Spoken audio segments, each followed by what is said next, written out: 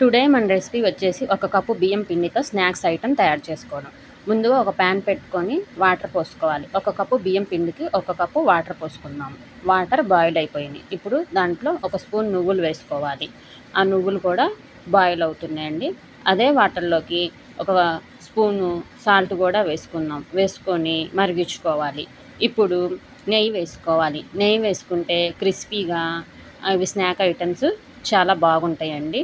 అదే వాటర్లోకి ఇప్పుడు టేస్ట్కి తగినంత కారం కూడా వేసుకొని బాగా మరిగించుకోవాలి. చూపించిన విధంగా వీడియోలో మరిగించేసుకుందాము. ఈ వాటర్లోకి ఇప్పుడు ఒక చిటికెడు వంట సోడా కూడా వేసుకుందామండి, క్రిస్పీగా రావటానికి, గుల్లగా రావటానికి. ఇప్పుడు ఆ వాటర్లోకి ఒక కప్పు వాటర్కి ఒక కప్పు బియ్యం పిండి కూడా వేసుకొని వీడియోలో చూపించే విధంగా ఆ పిండి మొత్తాన్ని కలుపుకోవాలి.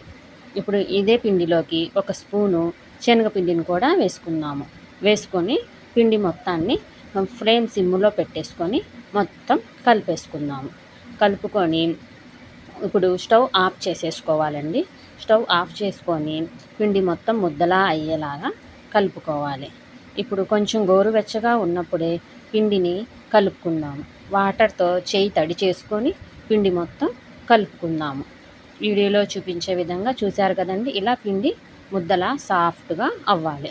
అయితేనే అప్పుడు మనకి అవి చాలా టేస్ట్గా కూడా ఉంటాయి. ఇప్పుడు వీటిని తయారు చేసేసుకున్నాం. కొంచెం పిండి తీసేసుకొని ఈ విధంగా వీడియోలో చూపించే విధంగా మొత్తం పిండి మొత్తాన్ని ఈ విధంగా ప్రిపేర్ చేసేసుకోవాలి. ఇప్పుడు ముందుగా ఆయిల్ పెట్టేసుకున్నానండి. ఇప్పుడు ఒక్కొక్కటిగా మెల్లగా వేసిన వెంటనే స్పూన్తో కలపకూడదండి, విరిగిపోతాయి ఇవి. వేసుకొని ఆయిల్ మొత్తం చూశారు కదండి ఎలా పొంగుతుందో. ఆ పొంగటం మొత్తం ఆగిపోతేనే అవి ఫ్రై అయినట్టండి, గోల్డెన్ కలర్ వచ్చినట్టు. ఇప్పుడు స్పూన్ పెట్టి మెల్లగా టర్న్ చేసుకోవాలి. వీటన్నిటిని ఈ విధంగా టర్న్ చేసుకొని గోల్డెన్ కలర్ వచ్చిన తర్వాత మొత్తాన్ని తీసేసుకోవాలి. ఒక ప్లేట్లోకి తీసేసుకుందాం. చూస్తున్నారు కదండి, ఈ కలర్ రావాలి.